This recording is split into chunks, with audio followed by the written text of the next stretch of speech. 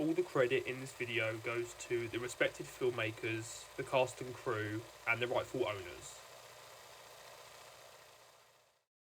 What are my top 5 favourite films of 2024 so far?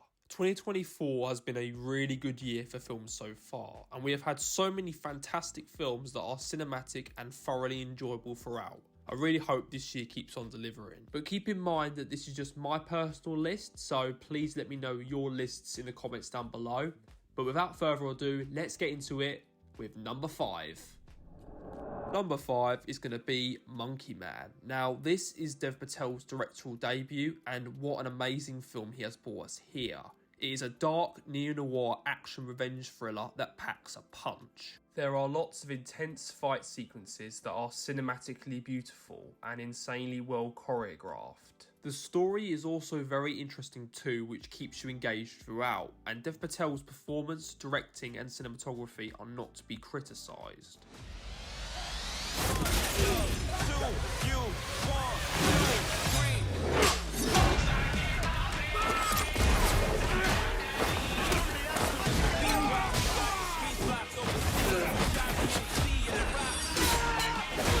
Please check that out. Number 4 is Challengers from director Luca Guadagnino. Now, this is a sport drama film that is romantic and has some amazing performances, especially from Zendaya in the leading role. The film centres around tennis, which is very well portrayed on screen. The matches are very well filmed, and the movie's soundtrack from Trent Reznor and Atticus Ross adds an insane amount of energy to the film. This is one of Luca's best films, alongside Call Me By Your Name for me, and is not one to be missed at the cinema, so please catch it while you can. Hitting a ball with a racket is a great way to avoid having a job. Well, that's also your problem, because you think that tennis is about expressing yourself, doing your thing. That's why you still have that serve. It works. Yeah, but you're not a tennis player.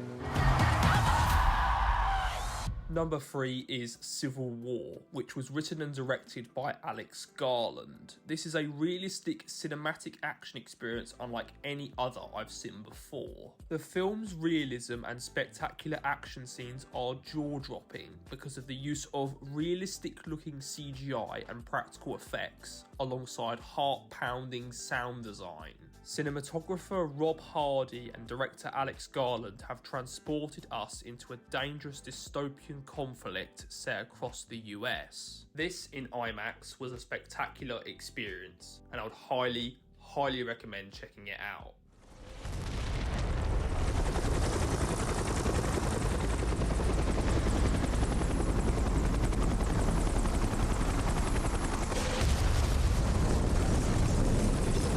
Number 2 is The Zone of Interest, which is a very unique, chilling masterpiece written and directed by Jonathan Glazer, centred around the life of the commander of Auschwitz. Now, this was actually a 2023 release in the US, but here in the UK we got it a little bit later. The static camera work makes the film feel almost documented, which adds to the realistic feel.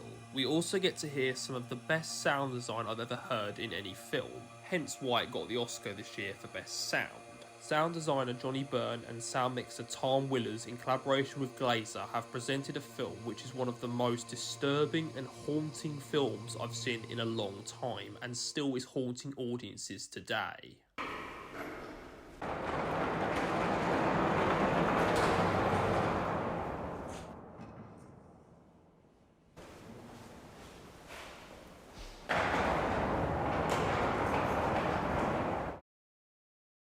Taking my number 1 spot though is Dune Part 2, which is one of the best films I've ever seen in the cinema. Director Denis Villeneuve and his team that includes Oscar-winning DP Greg Fraser and composer Hans Zimmer have crafted a level of art which critics have been saying is like no other blockbuster in existence. Dune Part 1 for me is a 10 out of 10 film, but this one blows the first one away. This has some of the most breathtaking IMAX sequences ever, but I won't spoil them in this video in case you haven't seen the film. An absolutely mind-blowing film, which I would say is one of the best sequels ever made and one of the best modern films of all time.